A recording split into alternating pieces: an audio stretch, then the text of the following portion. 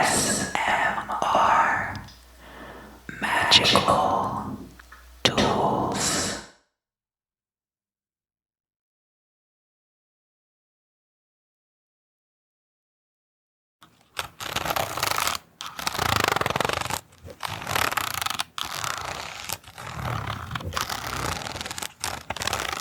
Hi, welcome back. Welcome back. Oh no. Okay, there we go. So I'm gonna do things a little bit differently this month.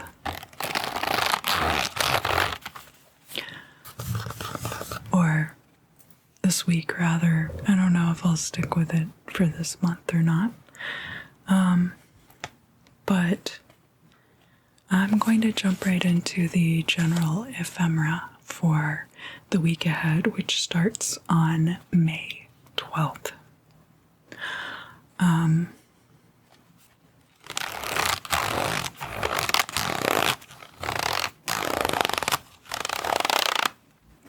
I'm getting back into some music production stuff, and so I will be spending less time on the YouTube channel and a little bit more time working on music. I don't know if I'll be releasing any of it necessarily or not, but I just want to work on some other things. And so I'm not exactly taking a step back from the YouTube channel. I'm just rearranging things a little bit. This will be the week ahead, May 12th through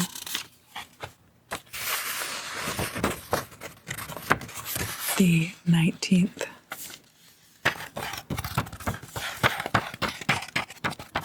One of my very good friends has a birthday on May 19th. So happy birthday. If you have a birthday this week and you are a Taurus sun sign,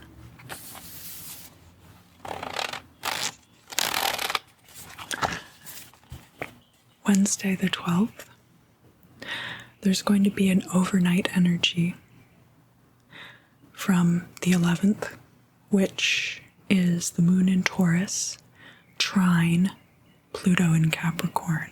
This is a very interesting energy because Pluto has gone retrograde in Capricorn at this time. The moon is going to start out in Taurus this week, but it's going to enter Gemini later on the 12th. And by the 19th, the moon will be entering Virgo. So, making quite a bit of progress.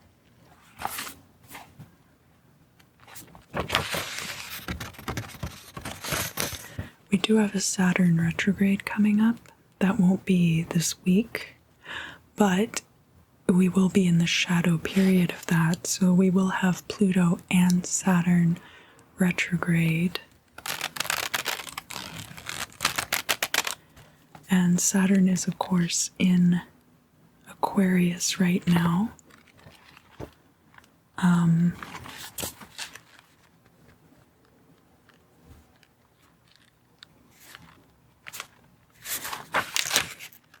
Make sure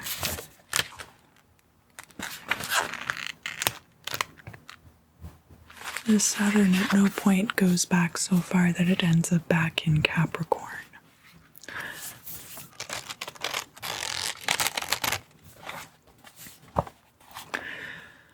So then on Wednesday the 12th, we have the moon in Taurus squaring Jupiter in Aquarius.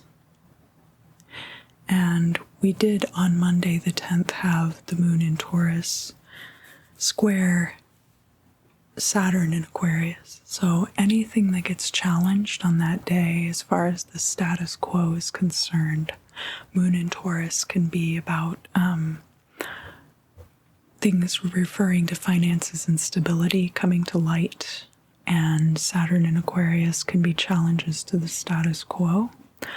So when that square comes through then on Wednesday the 12th with Jupiter in Aquarius, that can be a turning of that, it can be a pivot of that particular situation where Jupiter is then bringing in wealth and expansion to whatever that situation might be. Then the moon's going to enter Gemini. Mercury's in Gemini now. And is Venus in Gemini as well yet?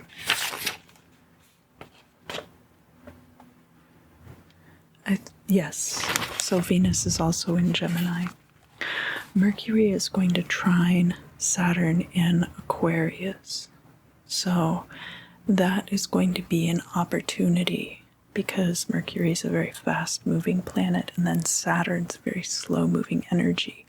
But with Mercury, Gemini, and Aquarius involved in this equation, that's going to be a lot of air sign energy, a lot of air elemental energy. So you could also use that air elemental meditation that's also on this channel. If you really want to tap into that to push through, Mercury and Gemini being about ideas and can have a little bit to do with innovation. So it's really going to be urging positive and novel ideas within the framework of the Saturnian energy being very established and very kind of like time consistent. But it's a very slow moving energy, so just keep that in mind. My hair is just doing weird stuff. So, next is going to be a conjunction between the moon in Gemini and Venus. And the moon in Venus, it's a very feminine energy. It's going to be very romantic type energy. This is right after the new moon also. So good time to then open up to new things. So you could be shedding energy all the way up to the new moon, pushing things out, and then you can start actually with this moon and Venus conjunction in Gemini to start pulling in partnership energies, if that's something that is interesting to you. Okay? Very good for partnerships, especially between women. So if that's something that you are into, that would be a very good time for you to explore that particular energy.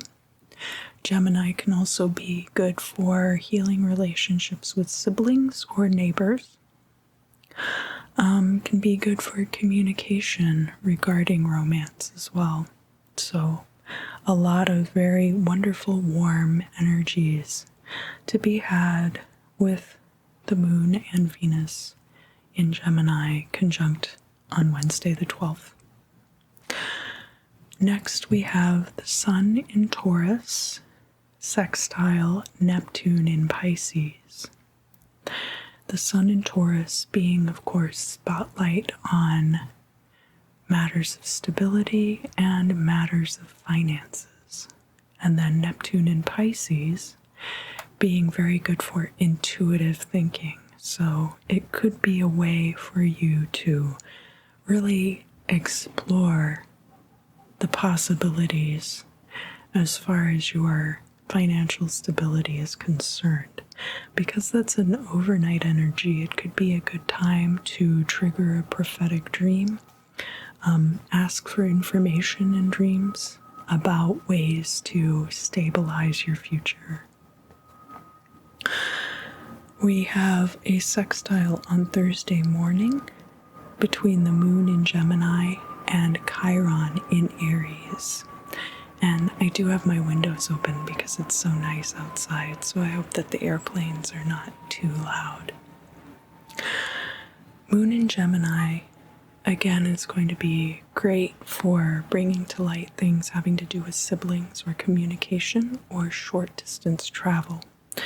And this Chiron in Aries placement is going to be very good for healing any parts of the self, which might be selfishly motivated, unable to finish things once they are begun, or otherwise immature.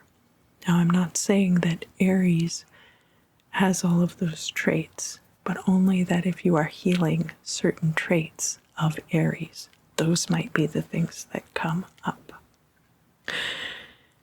So then we have a trine between the moon in Gemini and Saturn in Aquarius. And that Saturn in Aquarius being challenged again by Gemini energy, which is going to be air energy. So a lot of air energy going on with these Gemini and Aquarius placements. And that is a trine placement. So it will be very harmonious for working certain things out. There might have been an established pecking order between you and your siblings, for example. And on Thursday the 13th, there might be energies that come through that challenge that particular pecking order that you have known and have things shift. Maybe your older sibling was always the caretaker, but then you or a younger sibling take over and become more of a caretaker role. That's just a possibility. It could be a lot of different scenarios, but that's going to be the kind of energy that you might be looking at. So then on Thursday the 13th, there's a conjunction between the moon and Mercury in Gemini. And this is going to be very good for new ideas coming to light. It could be good for learning new things also. An exciting energy for learning new things. Mercury's great for ideas. Mercury's great for flexibility. So if you are exploring different aspects of your gender roles, for example, too, that would be a very good energy for gender fluidity. And finally, on Thursday the 13th,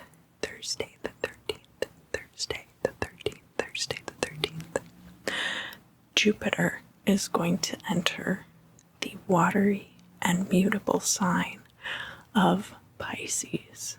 This is a very interesting energy because Jupiter, of course, is native to the fire sign of Sagittarius, but Sagittarius is also mutable. It is square to Pisces. And Jupiter being about wealth and expansion, there could be novel ideas, but because of the mutability and the watery nature of Pisces, there might be a lack of focus. So you might be getting really great intuitive information about these things. There might be things that come to an end as well, which are able to lead to wealth and expansion. But again, might just suffer from a lack of focus. So Friday night is going to be May 14th. We have the moon in Gemini square Neptune in Pisces, and that's going to be when the moon is void of course. So that energy will be very good for prophetic dreams, certainly. It will be pretty early in the morning, so it'll be 3:50 on the west coast and 6:50 on the east coast. So some of you might still be in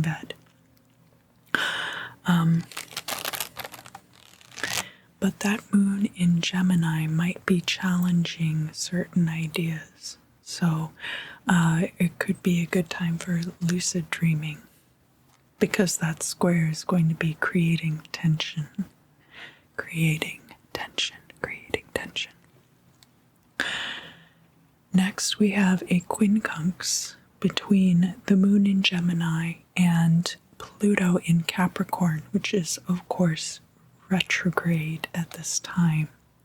So that moon in Gemini, bringing new ideas to light, bringing education to light, emotions surrounding your siblings or your neighbors, or short distance travel, short distance travel, short distance travel, short distance travel. And of course, quincunx being good for action. Pluto in Capricorn, this energy that we've had going on for at least the past year now, having a lot to do with career energies.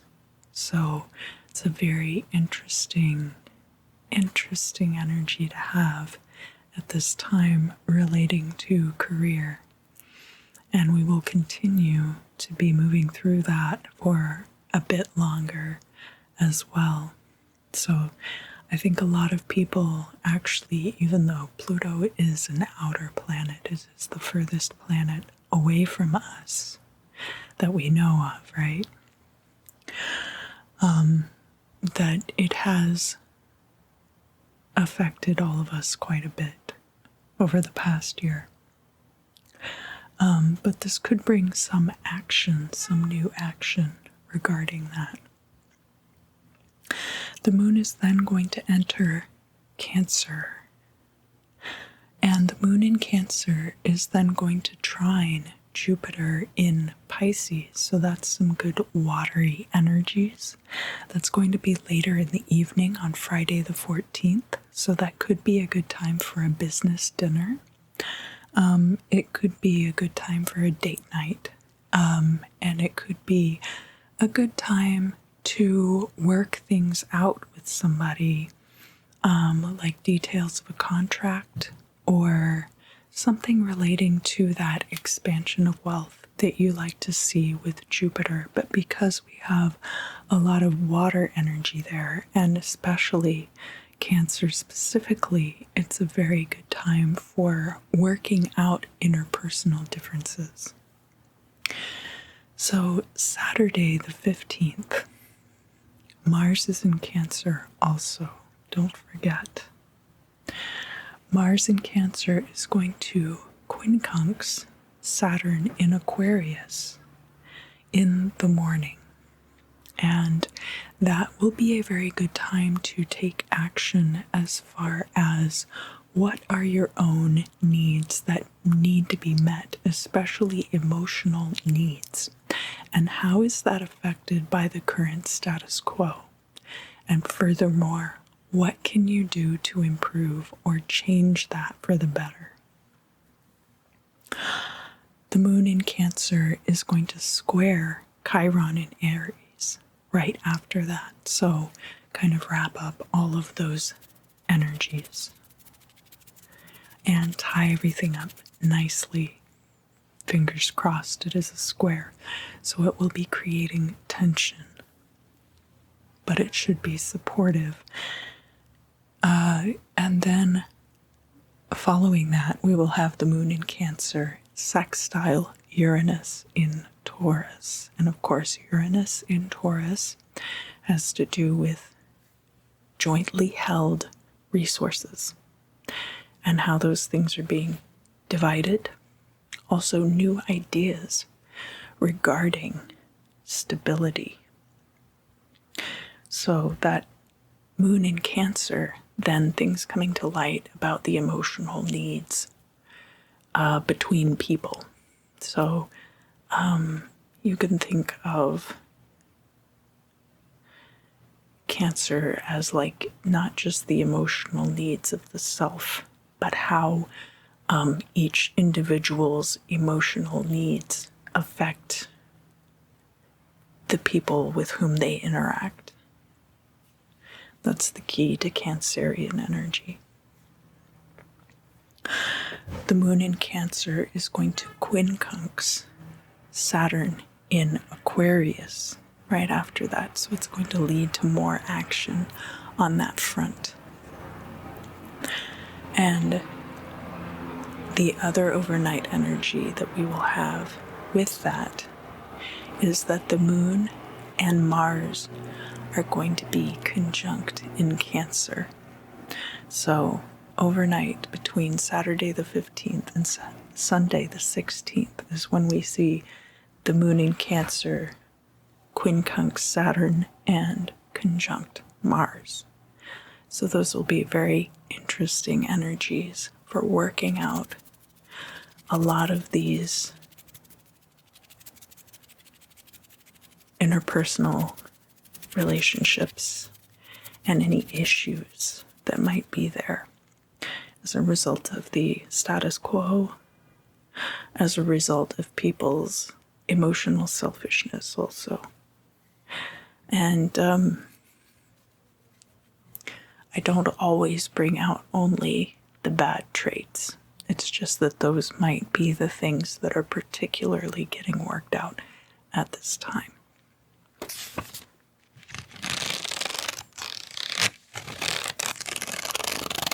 So Sunday, May 16th, we have those two overnight energies.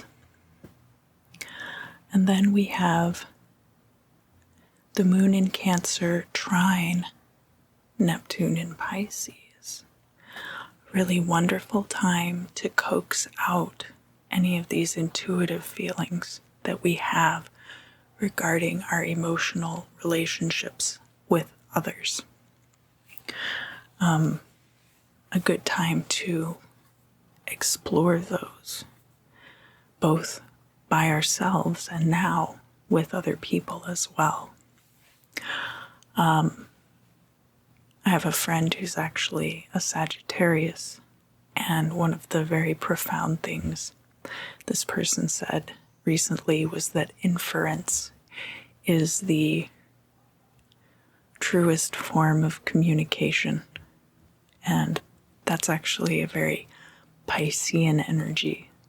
So I wonder if he doesn't maybe have a little Pisces in his chart somewhere. And then we're going to have overnight energies taking us from Sunday the 16th into Monday the 17th.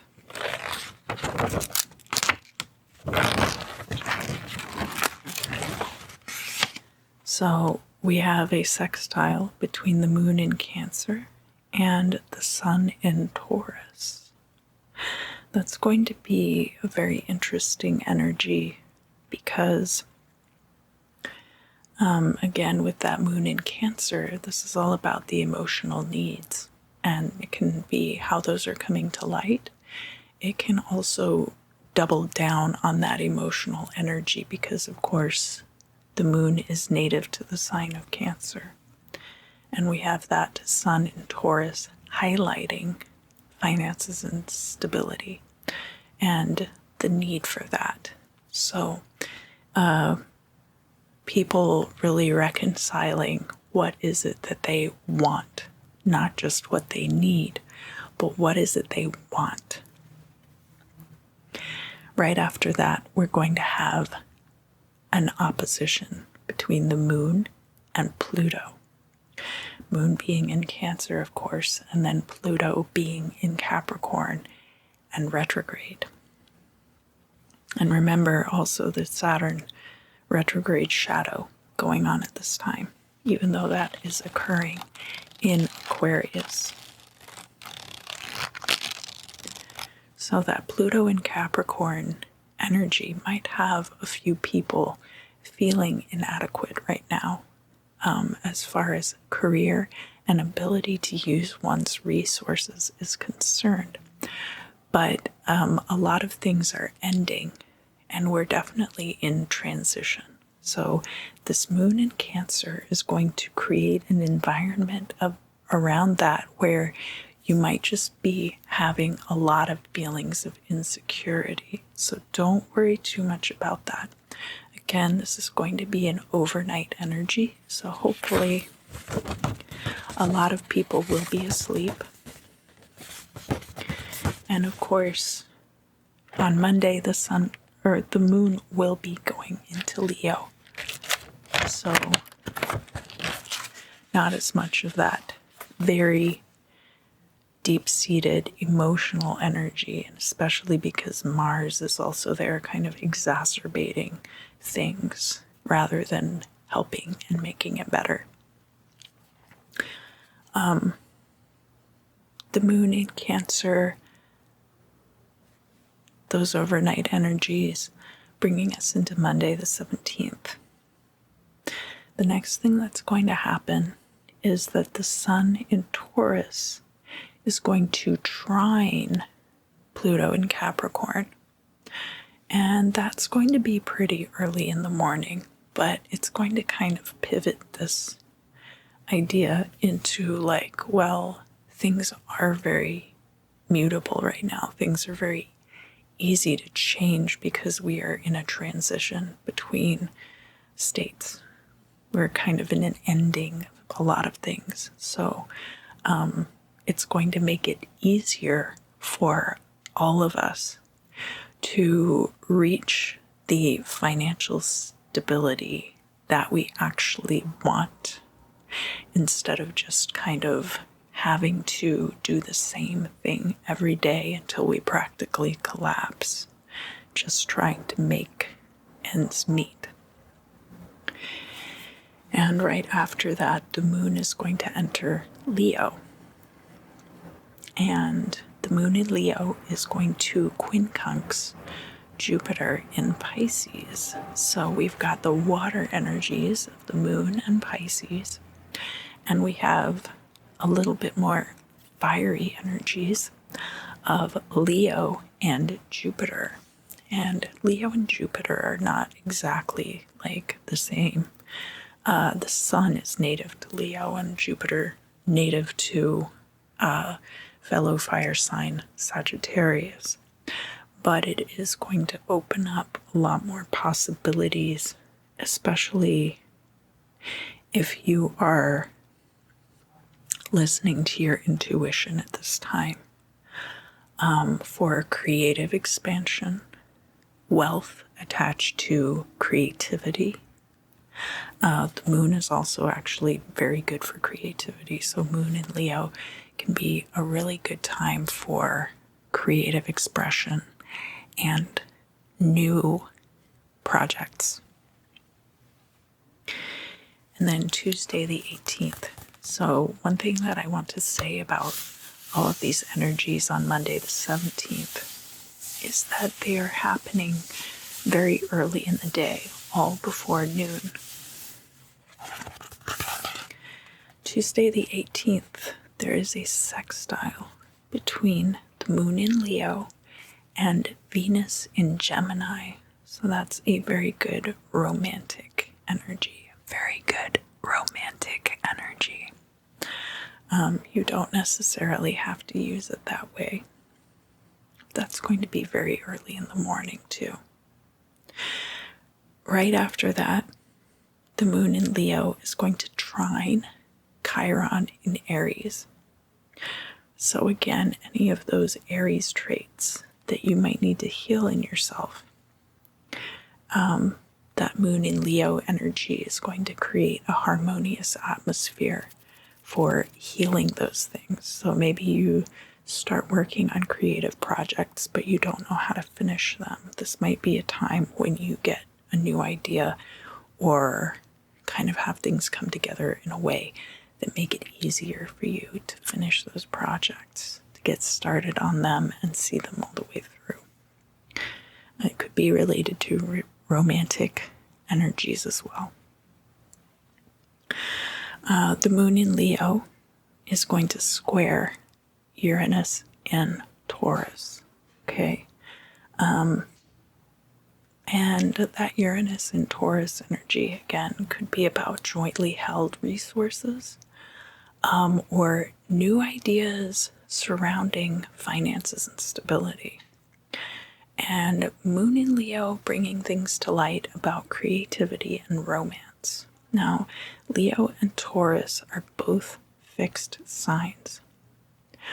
I have not had a particularly difficult time getting along with Tauruses, so I'm not sure this square is going to necessarily be creating a lot of tension, but that is what squares tend to do, so just be aware of that.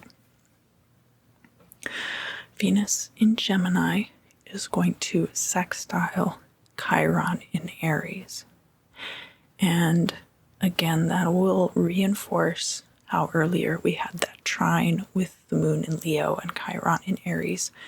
This Venus in Gemini sextile could very well be reinforcing a lot of the same aspects of certain situations that you saw with that Moon in Leo.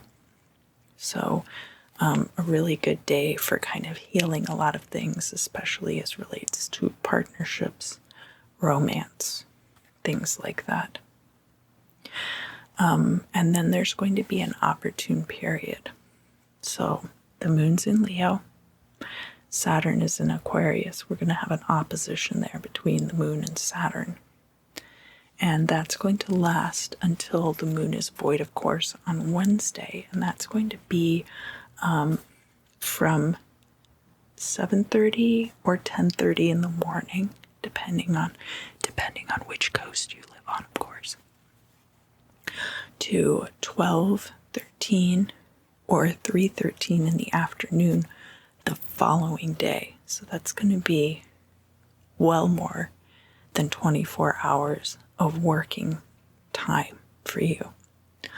And that is going to be good for building rapport with other people, rapport with entities. It could even be rapport with, like, if you use musical equipment, you could be building a rapport with your equipment. You could be building a rapport with your computer programs, all kinds of things. Building rapport, relationship energy. The Moon in Leo is going to sextile Mercury in Gemini, so that's going to be great for communication, again, building rapport, new ideas also. Wednesday the 19th, we see very early in the morning, very first thing in the morning, quincunx between the Moon in Leo and Neptune in Pisces. So very good for, this could spark a creative dream for you. It could be related to intuition, could be an ending of old ideas also, related to creativity or related to romance.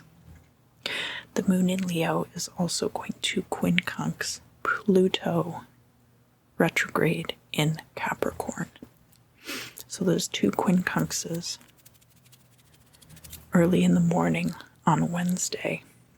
The Neptune quincunx is going to be very early. The Pluto quincunx is going to be more like 8 or 11 in the morning, so a little bit later.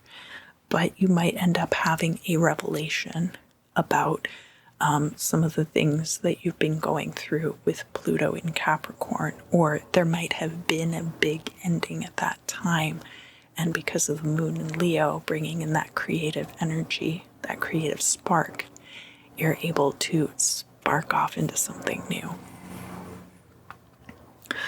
The Moon in Leo is then going to square the Sun in Taurus, and again, as I mentioned before, Leo and Taurus energies are not necessarily totally at odds with each other. It's just that they're both fixed signs, and so they're very, like, true to their element. They're true to their elemental natures. But fire and earth are not at total disharmony to each other.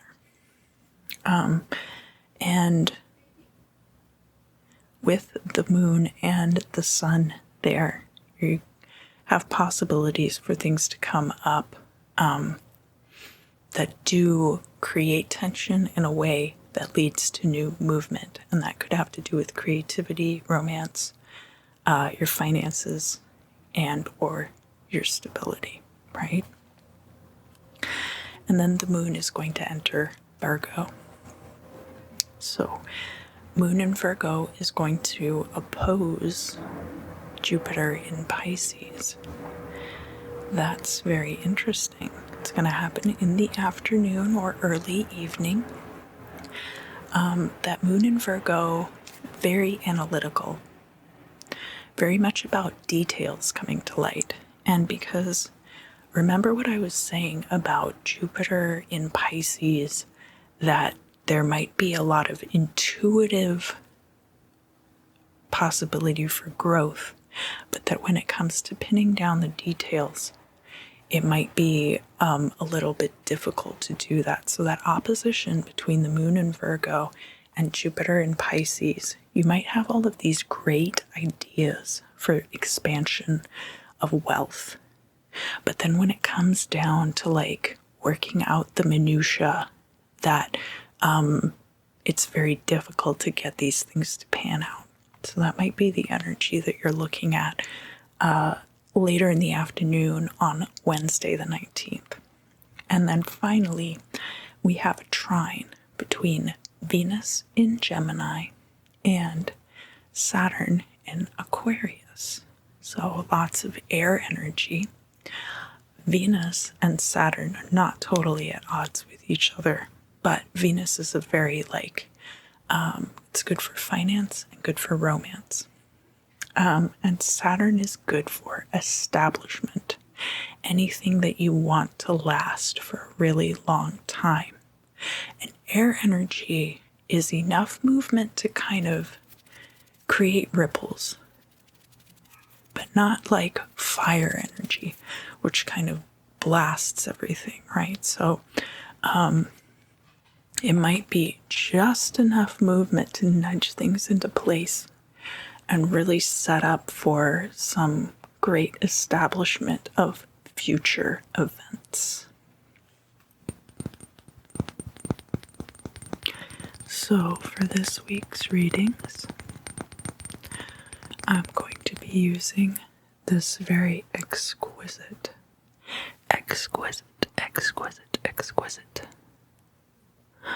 fluorite sample.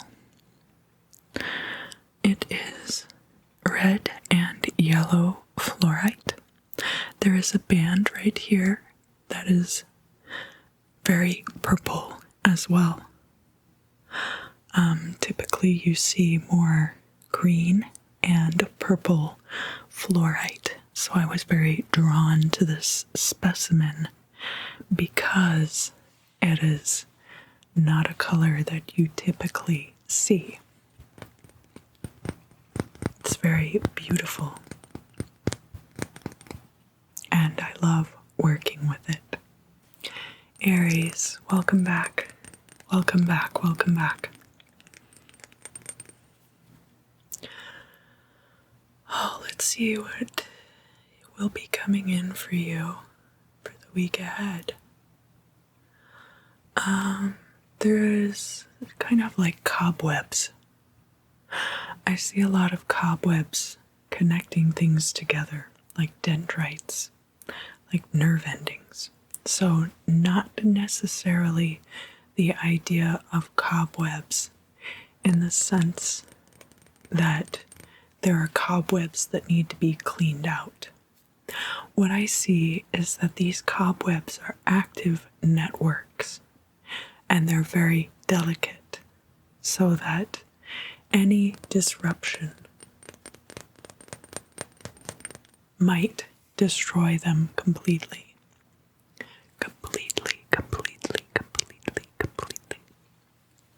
Now, that's not to say this is what's going to happen,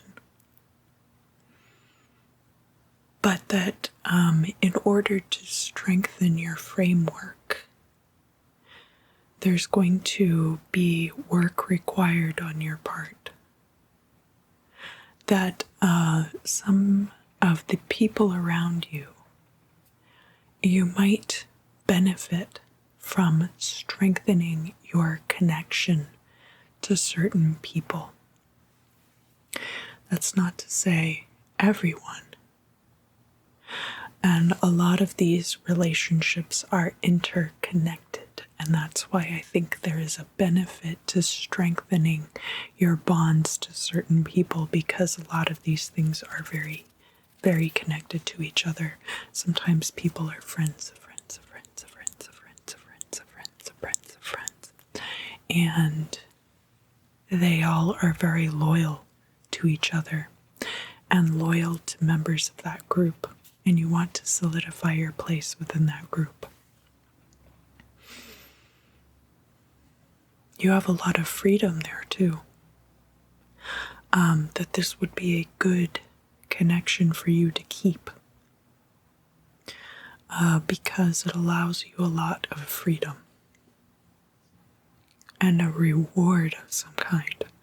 I don't know if this reward is something tangible or if the reward is the freedom itself. It looks like you might be just benefiting from the situation overall, and that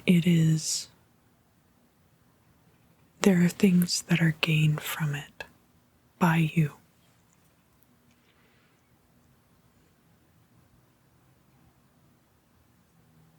You don't seem out of place there.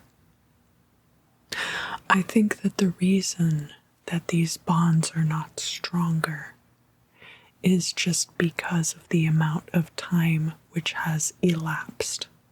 So these might be people that you only very recently met. And in order to solidify your place among them, you just have to allow things to develop organically and ensure that nothing super negative happens. Any little thing can cause people to feel some kind of way about a person and start talking about that person behind their back to their friends.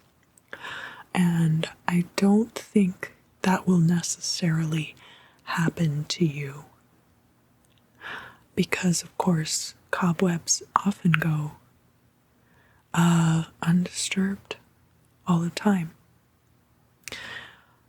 There can sometimes be situations too where a delicious bug might fly in, get caught in the web, and then everything gets really tangled up around that meal. And that is something that can also disrupt a cobweb, so keep that in mind. It's not always about you. But I think just to be mindful of that in this particular situation. Not that these aren't good people. Not that they're not capable of great loyalty. Only that the situation as it is right now is not very solid for you within that group. Okay, let's move on to the bibliomancy. So if you would direct your question right here. Yeah, I think I've got it.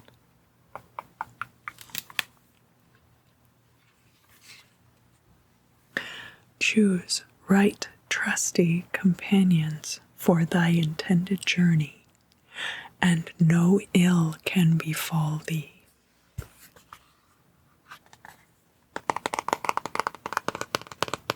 So there you go, Aries. Have a great week, and I look forward to seeing you again very soon. Hello, Taurus. Welcome back. Welcome back. Welcome back.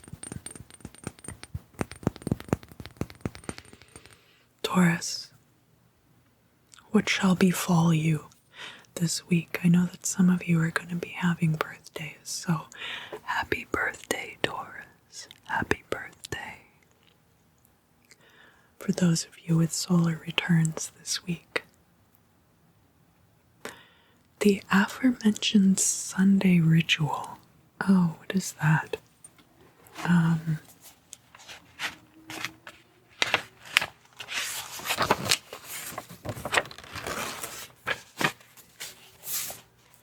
So it looks like Shavuot begins at sundown on Sunday the 16th.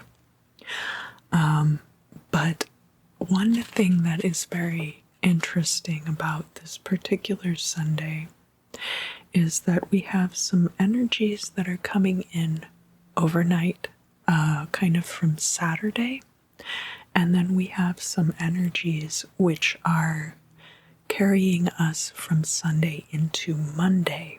And the only thing that is happening purely on Sunday is the trine between the moon in Cancer and Neptune in Pisces. So if you want to know more about that, I talk about the general ephemera at the beginning of the video. But I feel like for some of you, this is referring to something which you do on Sundays specifically. And it's become a ritual of sorts. And you're kind of invested in it. So it's something that you enjoy a lot and you are hoping to take part in. It might involve other people, but it might also be something that's very particular to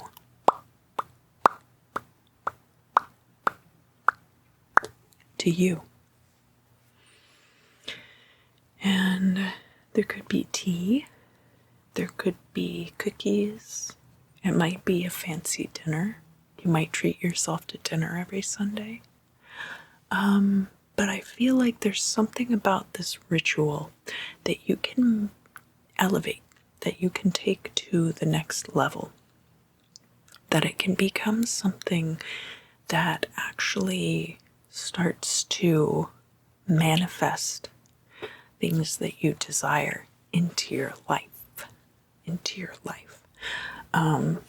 So the new moon will have been on May the 11th. So by the time we get to Sunday, which is the 16th, the moon is going to be in Cancer. And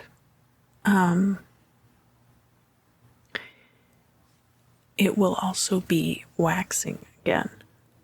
So you will have the opportunity to start to bring things into your life. And of course, I do invite you to listen to the ephemera so you can hear about what times would be very good to do these things. But there will be an opportune period, which is most of Tuesday into Wednesday. Good for building rapport. So there's no reason why your Sunday ritual couldn't have something to do with that as well. Because I think that there is some kind of long-term and lasting change that you would like to bring into your life. Now, the best way to bring manifestation physically into your existence is to structure your ritual around it, but then also structure your life around it. It's kind of a fail-safe plan to make sure that you are giving yourself the best opportunity to succeed. Now, there's plenty of opportunity for things to go wrong in life, and that's why I embrace magic so readily, because it kind of fills in those gaps. If what you need is a little extra push or a little extra luck, it can be very good to perform some kind of magical ritual in order to ensure success. And that is why you would want to do something like that. Maybe it's love, maybe it's romance. As I said, that period, opportune period, is going to be very good for building rapport with other people. So that would be great for building a relationship. But it doesn't have to be that. But I get a very good feeling about your ritual, Taurus. And I think if you keep it up, you have no choice but to be successful. Let's look at the bibliomancy for this week. The bibliomancy. Biblio. If you would direct your question right into the cover of the book. Ah, yes. Perfect.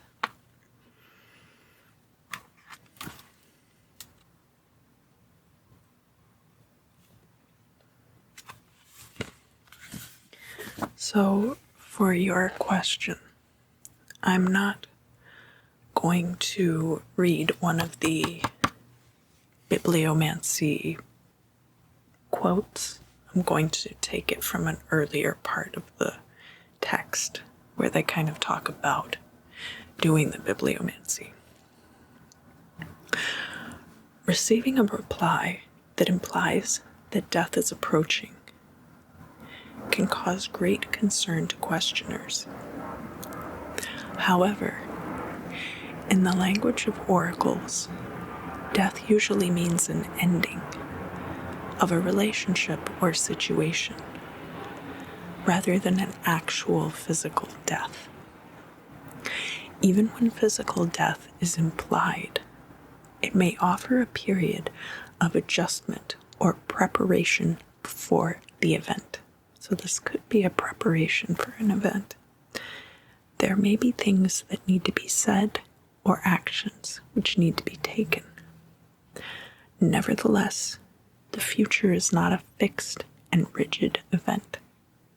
Receiving a timely warning can enable you to take steps to look after your health, perhaps exploring some unconventional approaches to ensure the continuation of your good health and well-being.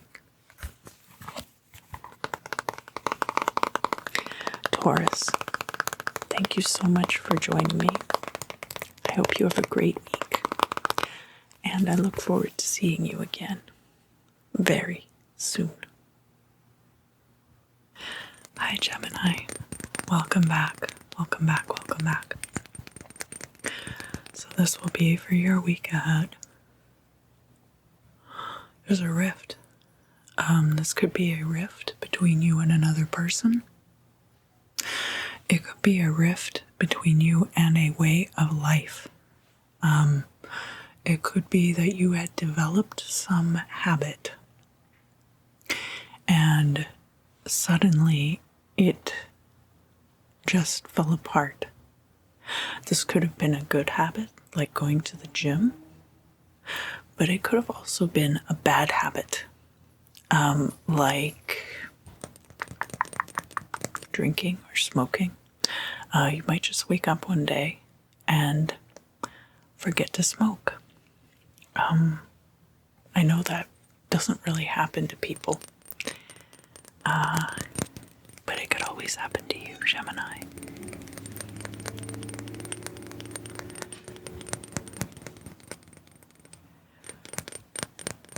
And I think you've been priming yourself for this separation, be it good or bad.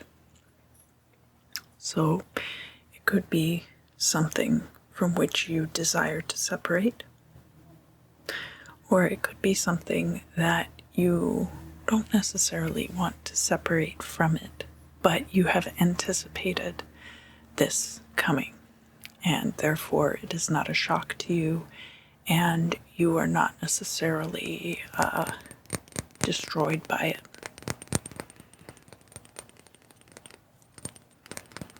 And I really do feel like for some of you it will be a good thing. It could be separating yourself from a way of life that's no longer working for you.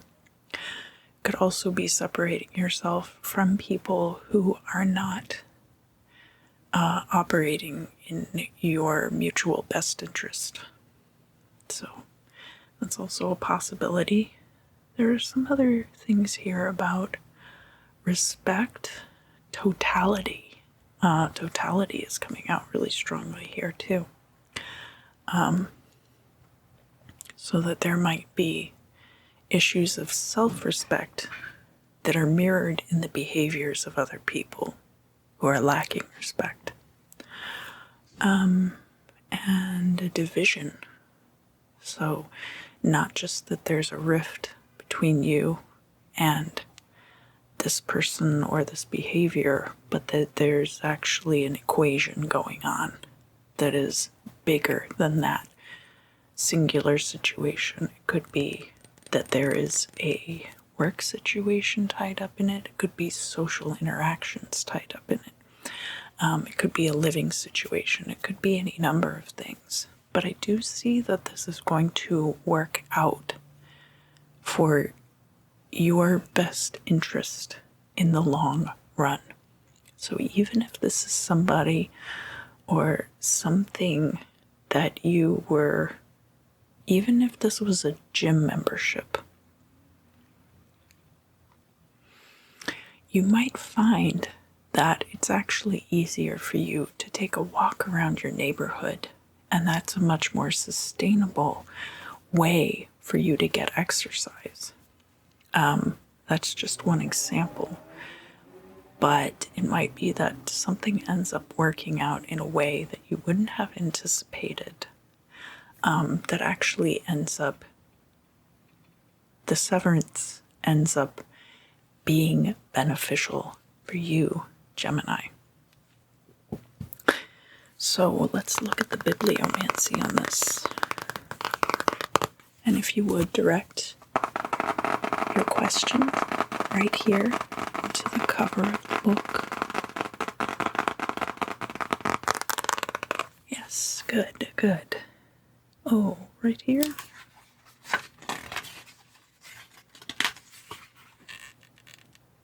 So rely not too much on present good fortune, but also forget not to keep up written communication with the beloved of thy heart.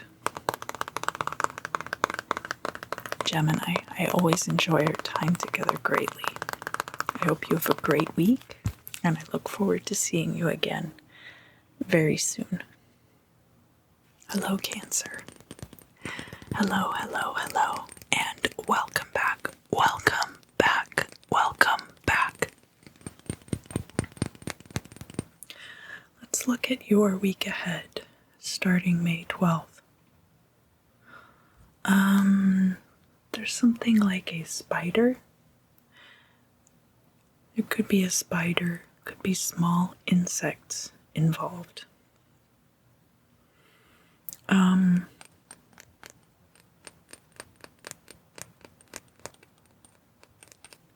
So ants, for example, live in colonies. A lot of insects live not as solo, solitary creatures, but in a colony. And I will mention, but this isn't coming up necessarily in the reading, for those of you on the East Coast, some of you are about to experience the great surge of the 17-year cicadas. So you'll be blessed by cicada magic during this time. Probably will not feel like that until it's over. But a lot of insects live in colonies. So whether that's ants or bees, sometimes flies even swarm, especially around carrion or waste. And these insects have ways of working together. It's usually around the one reproducing member of the colony, often referred to as the queen. And then sometimes there are other fertilizing entities that kind of come and go and don't really stay within the colony.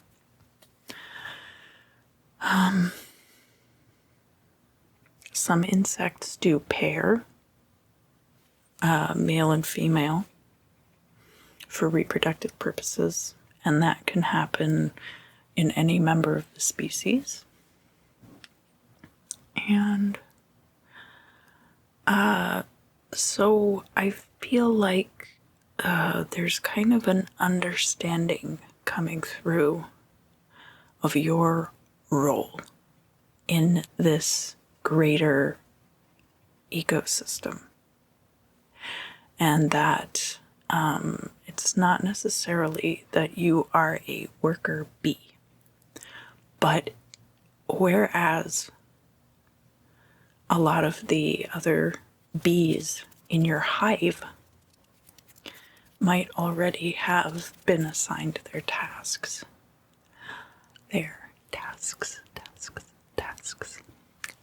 There might be a new task coming in for you, Cancer. It's something about cleaning. So not necessarily that you're going to be a housekeeper, but there might be an aspect of purification or cleaning to this larger picture. So you might be creating skincare products that you're selling on Etsy, or formulating skincare products for a company, because again, this is not necessarily talking about the individual as much as it is about this kind of organism comprised of smaller parts, an insect colony, and that you might be very soon, possibly over the course of this week, finding your place within that structure. So it doesn't even necessarily have to do with the workplace, only finding your niche within that bigger structure. There is a lot going on for Cancer. Over the course of this week, Mars is in Cancer and the moon will be in Cancer over the course of this week. So I do invite you to listen to the ephemera at the beginning of the video if you haven't done so already for more information. All right, so let's look into the bibliomancy. If you would, kindly direct all your questions into the cover of the book. And what do we have here?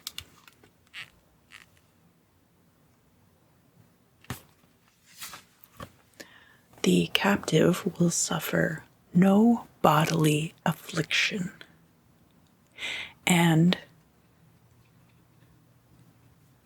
make diligent inquiries amongst the members of thy house, and rely more on the actions than on the promises of friends.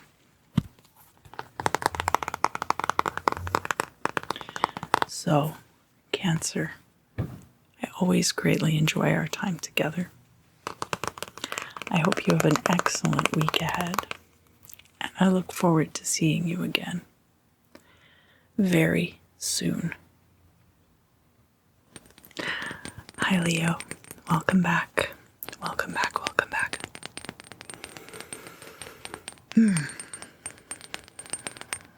So, seeing dark, wet hair. Dark, wet hair. Dark, wet hair. Which is a staple in a lot of Japanese horror, especially a lot of what you might remember from the early 2000s, like The Ring, The Grudge, and dark water, which was not. So this was like based on Japanese horror movies that were then remade for an American audience. Yeah, it's like drippy and stringy. And why am I getting this kind of horror imagery? You've become the monster. You've become the monster, the movie monster. It's a place of honor, actually. The monster's the true star of the movie.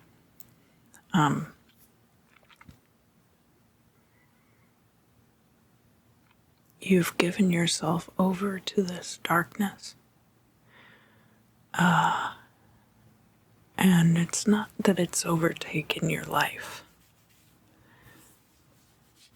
but a lot of times this wet, dark, stringy hair is symbolic of, if you think of emergence from the womb, when the baby is still covered with the afterbirth, there's an aspect of that which is echoing the idea of rebirth, that these entities, which were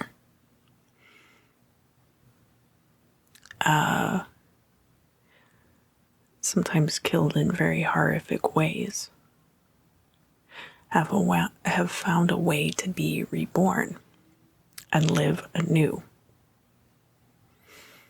but have become monstrous through that transformation. A lot of times water is involved, especially like dark water, which of course then there was a real life situation, which I'm sure all of you have heard of, that echoed the movie, the events that transpired in the movie.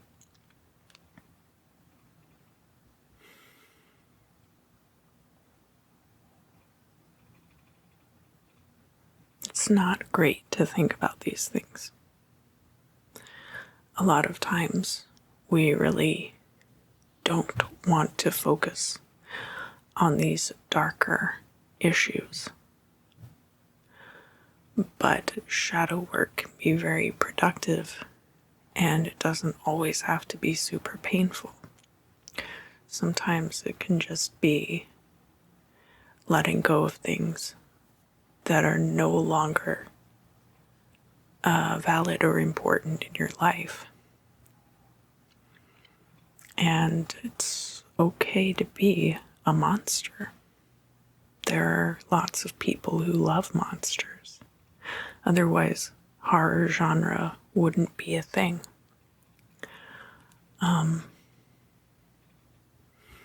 quotable lines of characters like Pinhead and Freddy Krueger. If only we could all be so clever at parties, right? So embrace it. Embrace being scary. Embrace the parts of yourself that are dark, because,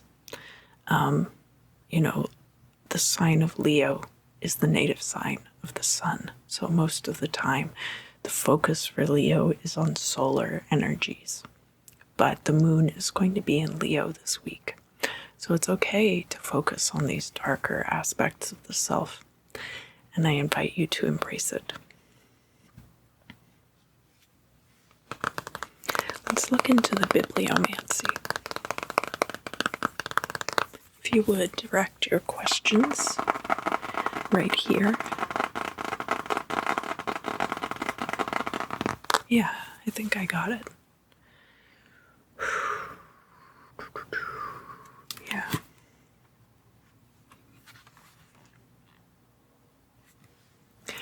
Love prompts the travelers speedy return to his home.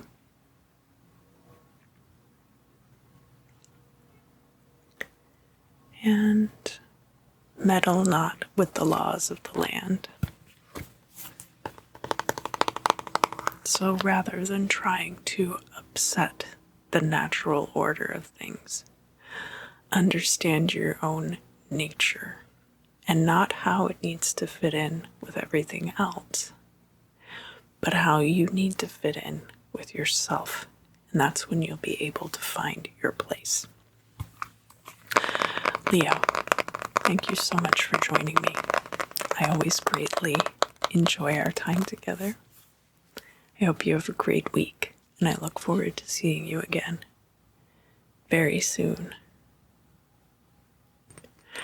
Hello, Virgo. Welcome back. Welcome back, welcome back. Welcome back, welcome back. Welcome back, welcome back.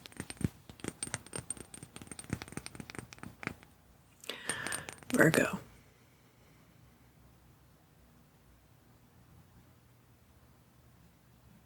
You've been steeping like tea. There's a percolation, but also like, I think they call it an infusion. When you're infusing tea into water. And that is a process of heating the water in order to draw elements out of the tea. Whatever you're making tea out of. It can be anything from chamomile to yerba mate. A lot of teas are very acidic and have a lot of tannins in them because they're made of plant matter. And so there's this acidity to it, there's heat, there's this drawing out of the essence into a liquid. Some people add sugar or honey or milk or cream to their tea. It can be elevated to a high art form. It can be medicinal. It is a process that is highly revered in many parts of the world. And Virgo, I feel like that is analogous for something having to do with you this week. For some people, tea is just a soft drink substitution. Like in America, right? You can go to the corner store and you buy Arizona iced tea, which is actually quite delicious. But in some place like Japan, for example, they have full ceremonies dedicated to making and drinking tea. And of course, the British, who are well known for their tea drinking proclivities. So it might be that there are things about this essence of self being drawn out, which are greatly prized in certain areas, certain parts of the world, certain corners of the universe even possibly, but might be overlooked or kind of lumped in with a bunch of other sort of similar things in other parts of the world. So that could be something that is coming through for you at this time. There could be other people involved in this process. Calcination. Calcination is burning things down into ash. Calcination like you would use for incense or charcoal. It is another way of, you can, of course, burn plant stuffs and smoke them instead of making a tea. So you can make a tea or you can smoke it like you would smoke tobacco. And sometimes there are slightly different effects. Some things don't do as well as smokables, and some things don't do quite as well as a tea. Some things can still be infused into other substances, like classic example, marijuana. When you draw the THC out of the plant matter, it has to be drawn out into something like alcohol or a fat. An oil is really the best. And that's why you would make butter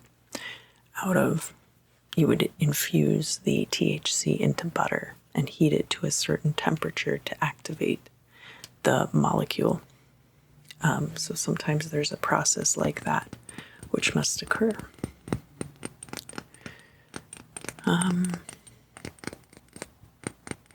And you could be going through a process like that this week. Something revered and sacred, yet also widely panned by critics. Let's look into the bibliomancy for this week, Virgo. So if you would, direct your questions right here into the cover of the book.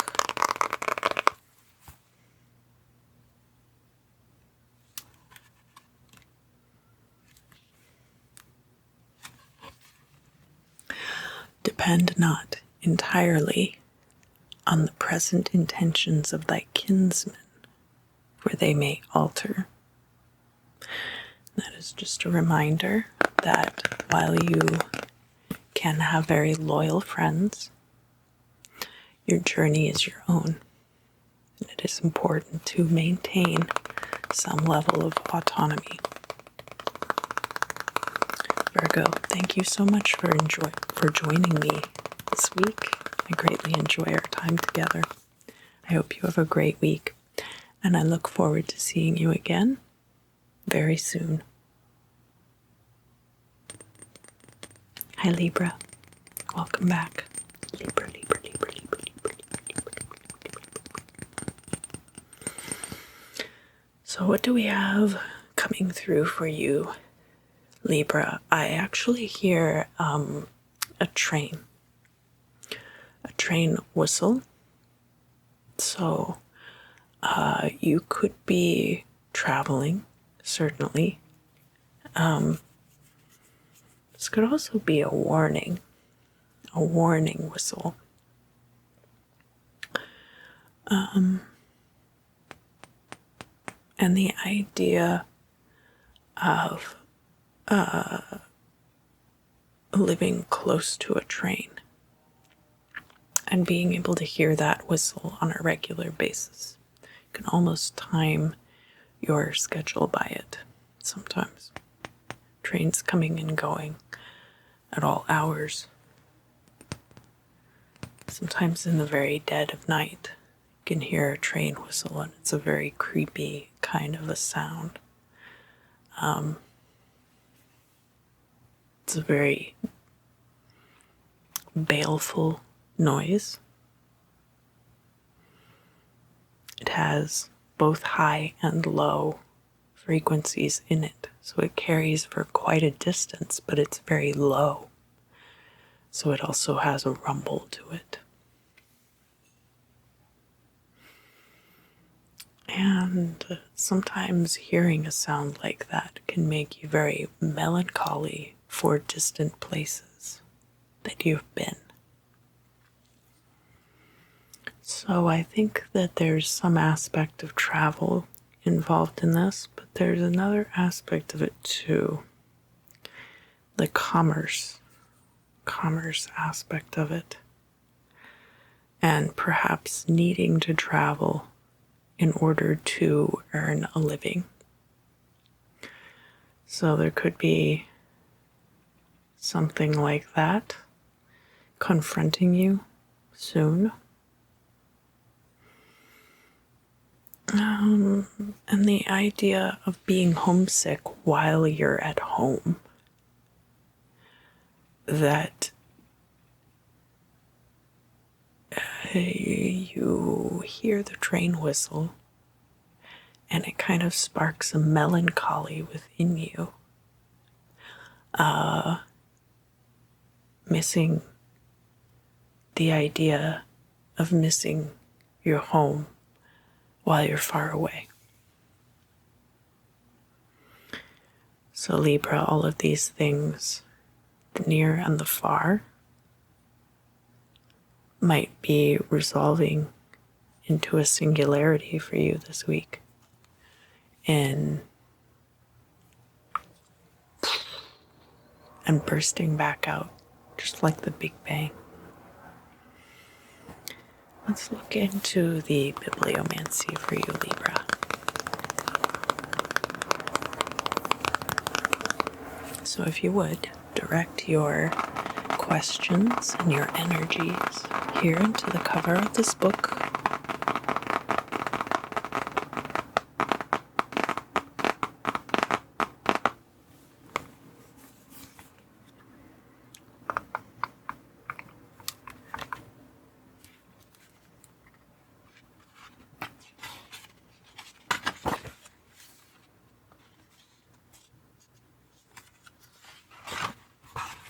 Be like the bee, and thou shalt gather the honey of industry. Be courteous to thy kinsman, and he will remember thee.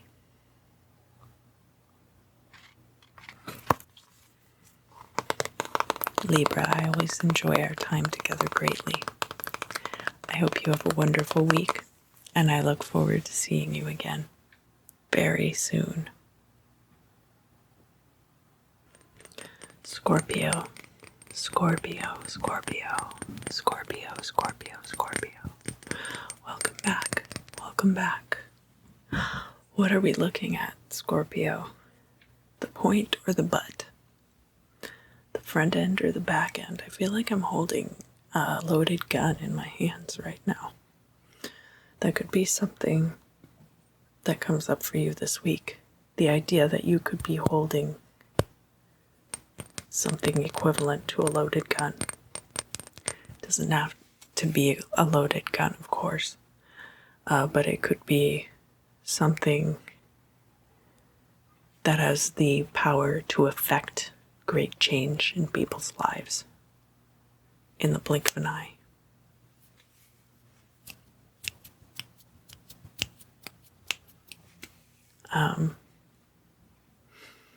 And that you might be holding this power without wielding it. That you might be picking and choosing where and when to wield it. As one should, of course. But that the basis for this power,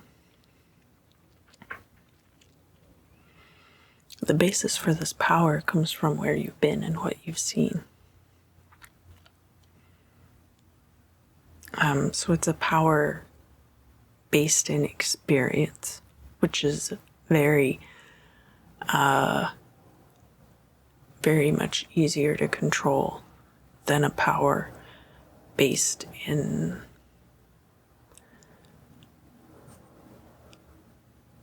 brute strength that kind of comes out of nowhere, or political appointment in the case of, just kind of being dropped into a position of power. This isn't like that. This is not also, there's certainly aspects of having worked yourself up to this level,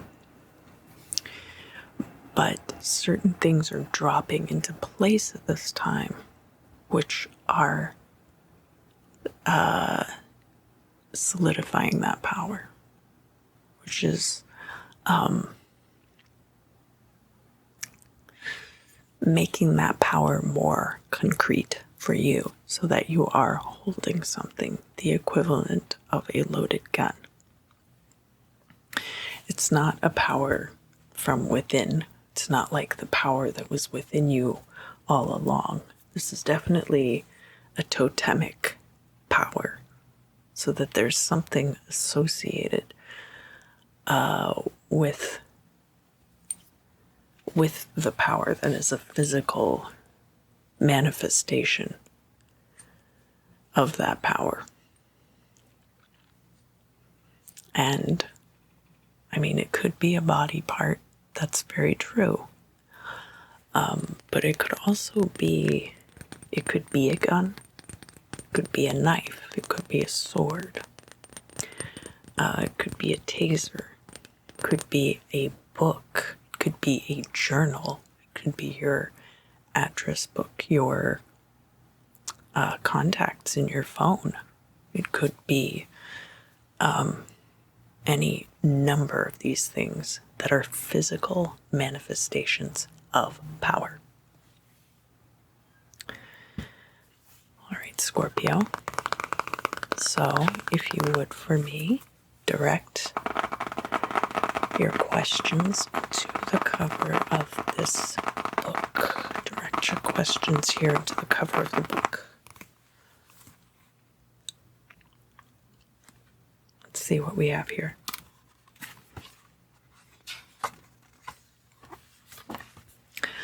Thy friends are well, but have anxiety concerning thee, and it signifieth recovery from illness. So, your friends have concern for you, but it could be because they see you getting better. It's not necessarily a bad thing. All right, Scorpio. Well, I greatly enjoy our time together always. I hope you have an excellent week, and I look forward to seeing you again very soon. Hello there, Sagittarius. Sagittarius, Sagittarius, Sagittarius. Welcome back. Welcome back, welcome back. Oh my God. That's a very familiar kind of a smell. What is that? There's like a movie theater. It's kind of like a rancid butter smell. So it could be cleaning out a popcorn machine.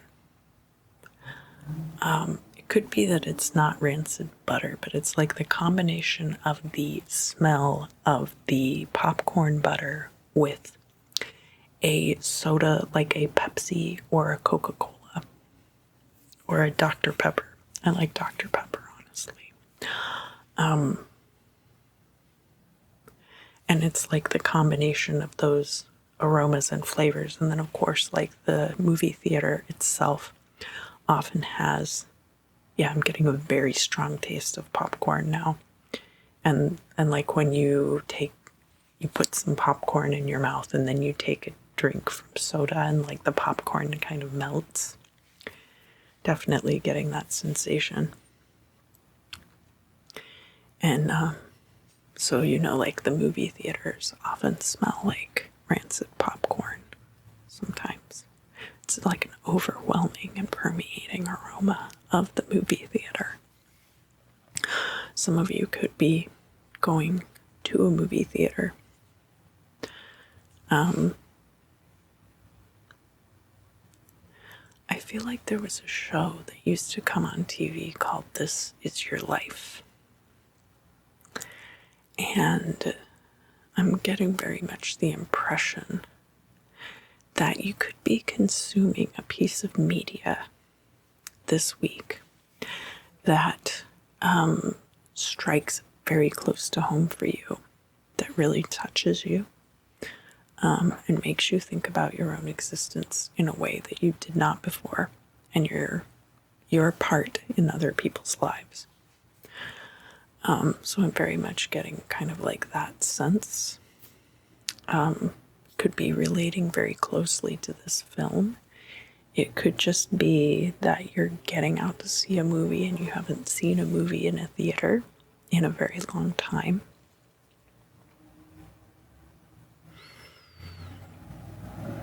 I'm getting sticky stuff on your shoes.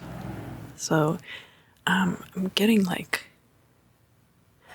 the sense too of like a lot of the physical sensations of being at a movie theater, and not necessarily like all of them being good.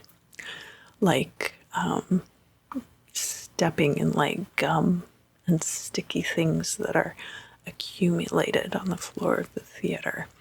And the idea of like sitting in these seats that however many people have sat in before you. So there's aspects of that for some of you as well. So for some of you, there's going to be more of a focus on psychological personal discovery. And for others of you, that personal discovery is going to revolve around the physical sensations of being at a movie theater, being there in the dark. Maybe you're even there with somebody you really like. You guys make out in the movie theater. It could be something like that too. So for some of you, it's going to be more about the revelations that come from the cinema. And for others of you, it's going to be more about making out with this cute person in the dark in a public place. But then also kind of being subjected to the stimuli that come with that public place, like stepping in gum, being exposed to other people's excretions and effluvium, and the idea that other people have been here before. That could be part of it as well. All right, Sagittarius, let's look into the bibliomancy for this week. If you would direct your questions right here. All right, we have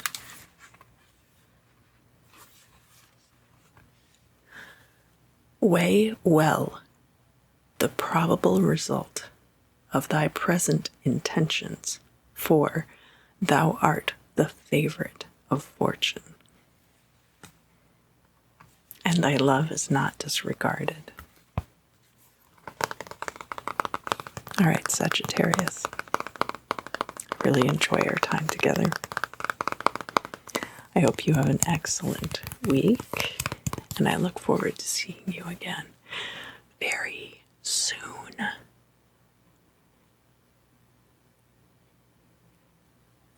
Hello, Capricorn.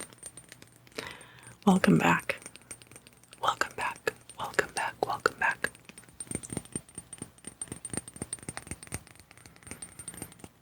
Yeah, the sun is shining outside. It is spring. Spring has sprung. We are almost into summer now, actually. I can't believe it either. It seems like just a few months ago, some of you were celebrating birthdays.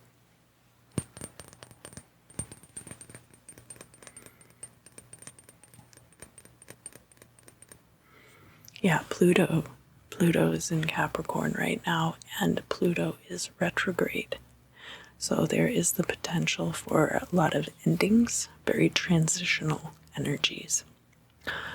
Pluto being like Schrodinger's planet, right? So simultaneously being a planet and also people saying that it's not a planet. Is it a planet? Is it not a planet? We're not really going to know unless we can go out there and physically see for ourselves. We can take as many pictures as we want of Pluto with its cute little heart staring back at us from the furthest reaches of our solar system, and still people can't decide whether or not it's actually a planet. And that's the same kind of transitional energy that has been hanging out in your sign for all of 2020 and now into 2021.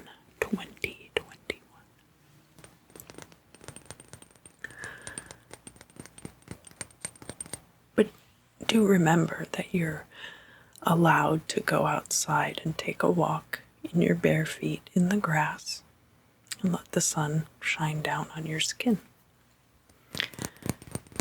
I don't think that this week is going to be particularly transitional for you. There is going to be an opposition between the moon in Cancer and Pluto in Capricorn, but I think that's probably going to be more to the Cancer side. This might actually be kind of a quiet week for Capricorn, actually. So depending on what else you have in your chart, make sure that you're watching your other placements. What I see specifically for Capricorn this week is what I just described of walking outside barefoot in the grass and letting the sun shine down upon you. It does feel there's a crispness to the air.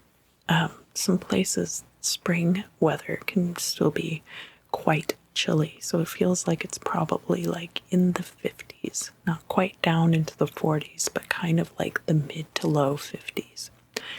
And so you might be wearing a jacket, but have the shoes off, be walking barefoot in the grass in the sunshine. And the sun doesn't feel like warm sun. It feels like a very cold sunshine. Very bright, but cold.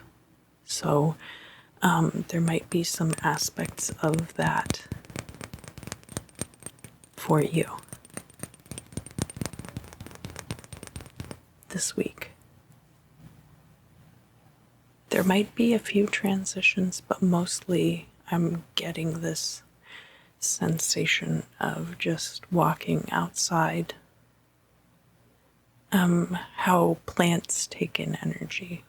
I feel like you're very much mimicking the way that plants take in nutrients and energy this week.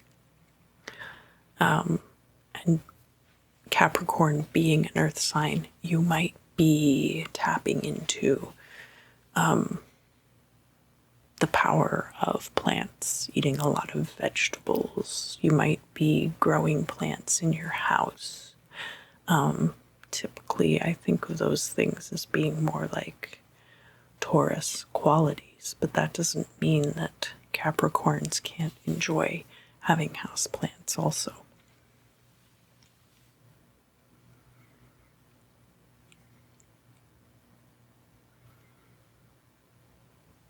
Some of you might be feathering your hair, doing like Farrah Fawcett waves or something like that. I know there's been that viral TikTok going around about 70s hair, which is really cool. But let's move on to the bibliomancy. Biblio. So if you would, please direct your questions right here to the cover of the book.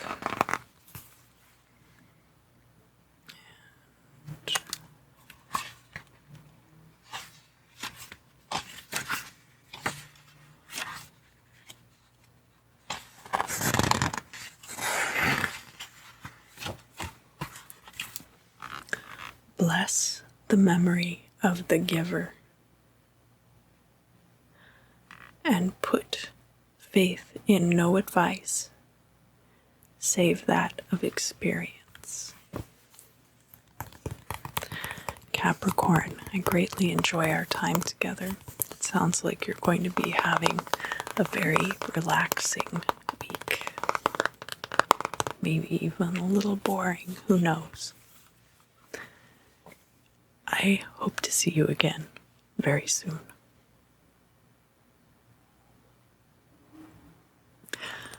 Aquarius. Welcome back. Let's see what is going on for you for the week ahead. I'm seeing these striations. So sometimes you'll see like shredded tires on the highway. And like heat and pressure can cause rubber to separate into layers and create these striations. Great pressure can develop inside the earth, and sedimentary rock ends up having these striations in it. Fluorite itself is well known for such striations, and so I certainly do see those here.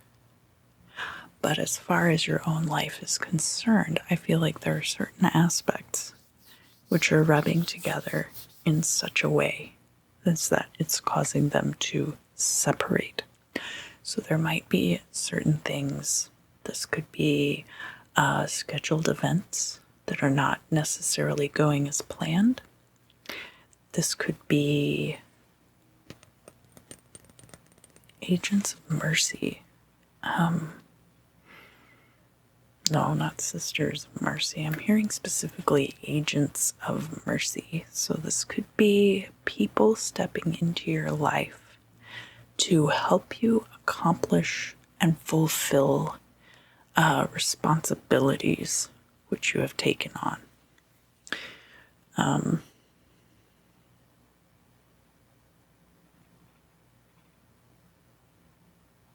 Color and speed. These people may or may not be expecting to get paid, but this may lead to a very different working environment for you in certain situations. So that, obviously, if this has to do with a workplace, these people are going to expect to get paid at some point. They can't do these things indefinitely for free. But that might not be necessary, but it might spark something in you to lead you off into a different direction where you do end up taking on employees in a situation where you might not have considered doing that before. You might become so successful that you end up opening a franchise, and you might end up doing so merely because people stepped in to help out when you needed them. So that could be your own personal business, but it could also have to do with other things in your life. This could be a creative project. It could also be child rearing. I think for some of you, it's going to have to do with child rearing in some way. Or something that you consider like your child. That's also a possibility. I'm hearing that you are going to do these things for this child. They could be biologically yours, it could be a niece, a nephew. You could be the agent of mercy in their life. But I'm hearing specifically about having been orphaned in a certain way. That maybe your parents couldn't be there for you in some capacity or another. And because of that, you're going to be there for this child. So that's possible.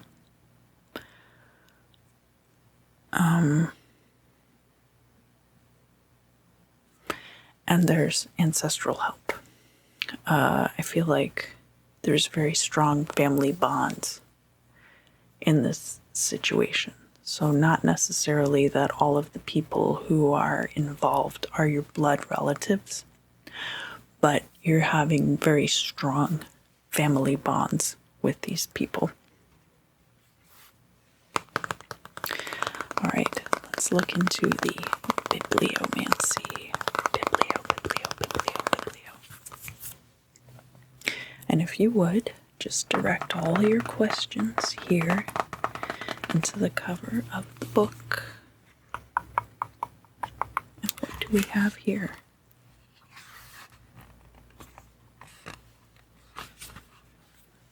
as thou desirest prosperity and happiness for thy children.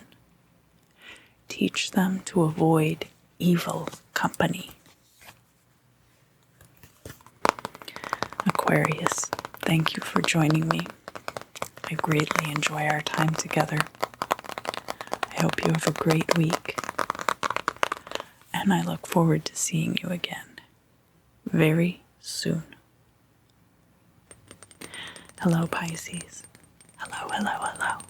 Hello, Pisces.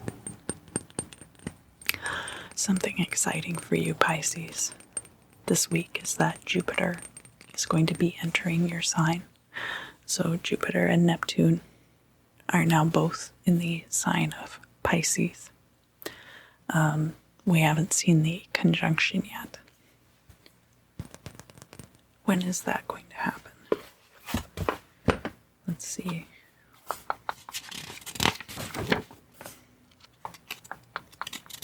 I don't want to get too caught up on this.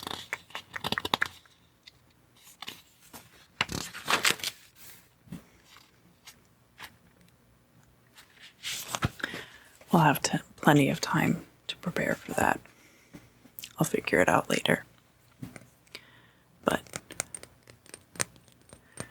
Jupiter and Neptune are both in the sign of Pisces right now. And a little bit later, Jupiter will be going retrograde in Pisces. So it'll be in Pisces for a very long time then, compared to its normal progression through the signs. Because it wasn't in Aquarius for very long. Jupiter went into Aquarius like back in December. And so it going into Pisces now, that's about 5 months. That's not too long, no.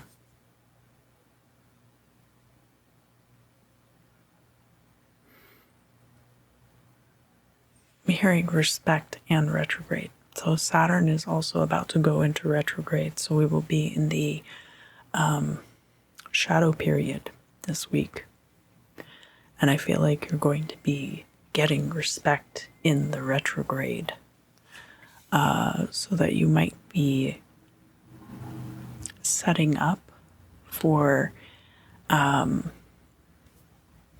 like a big reveal exactly, but setting things up for people to see you in this light of being worthy of respect, of having gravitas.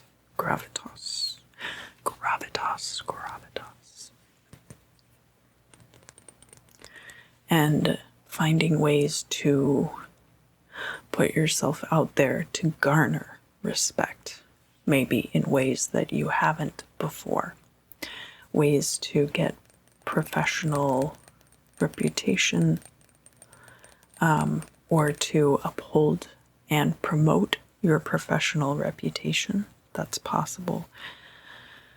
But also, because that would be Jupiter, wealth and expansion in your sign, of course.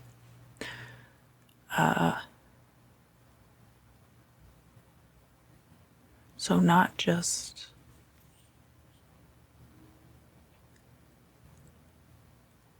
but subtle things too, like the way that you do favors for people. Not that you're going to be doing favors for people to manipulate them. Not exactly like that. But the way that you do favors for people, and it's like, this is nothing for me. This is literally like me breathing. Like, here, just have it. That's nothing for me. And so people coming to respect you because of that kind of behavior. And it truly being nothing for you to just do these things. So instead of making like a big deal about, I'm doing this favor for you and it's really great and here's why, It's more like the attitude of they already know how great this favor is that I'm doing for them, and they're so blown away that it's like literally so easy for me to do this for them that I get a lot more respect from taking care of it that way than I would by trying to reinforce to somebody, I'm really putting myself out there for you, because it's really not like that. And it's not like people are going to be able to tell the difference in the amount of because it could be that you're promoting things this way as like, I'm really putting myself out there for you. It could be that you have had to do that up until this point, but it could also be that you've really treated giving people favors that way. And I'm not saying that is like wrong, right? But here's the thing, and it's coming from a mentality of lack and a mentality of struggle. You don't want to be promoting that idea that you're struggling in any way or that you lack things, and that's why this favor is something that is so dear. That, you want to be promoting the idea that you're so far above everything that you drop things that are worth more than this favor that this person wants. That you literally just, like throwing away pennies, it's like throwing away pennies to you. So that's the idea that I want you to carry through this week, Pisces. Let's look into the bibliomancy. So if you would direct your questions here to the cover of this book. And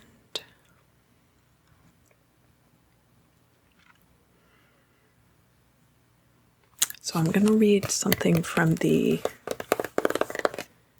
cover blurb, and then I'm going to take something else from inside. It is said that Napoleon relied upon this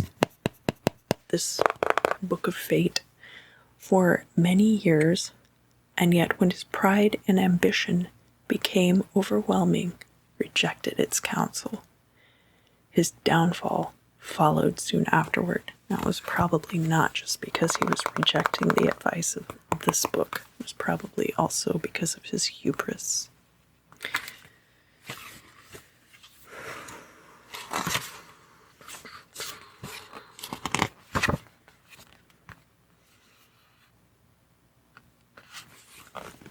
A somewhat different version of the oracle was first published in Europe in 1835 as Napoleon's Book of Fate and Oraculum.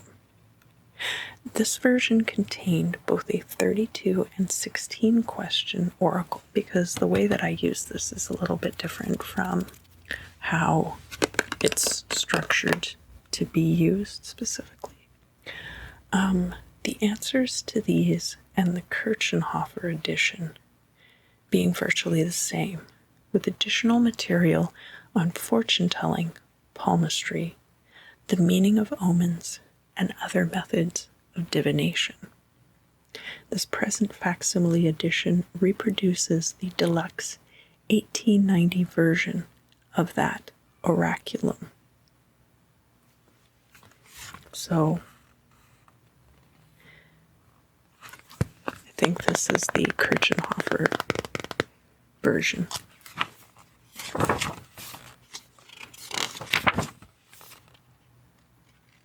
And they have the questions here, right? And in fact, there's not any of they tell you how to use the oracle, which is basically like some very basic geomancy that they use to pick which answer is correct. But the addendums are not in this edition. Now, I do have other books about palmistry, and I do have other books about a lot of the other subjects I think that were covered in the editions of this book, right? So I don't necessarily need that from this book. What I'm using this book for is purely for the entertainment of fortune telling within the context of the crystal scrying, right? And it's going to be the same for you this week. You're not going to need all of that extra material to get your point across. Pisces, I always greatly enjoy our time together. I hope you have an excellent week ahead. I think you will. And I look forward to seeing you again very soon.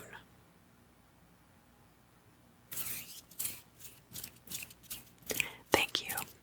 Thank you. Thank you. Thank you for joining me this week.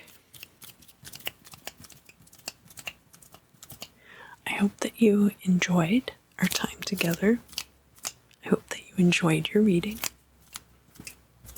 I will be changing up the formats on some of my videos and also slightly changing my upload schedule as well. Just moving some stuff around, seeing what works, seeing what people respond to. I will have links in the description if you want to submit questions for the Q&A, or if you have dreams that you would like to submit for interpretation, because I think that the best way to talk about using dream states, astral projection in dreams, and also touching on lucid dreaming will be to discuss it in the context of people's actual dreams.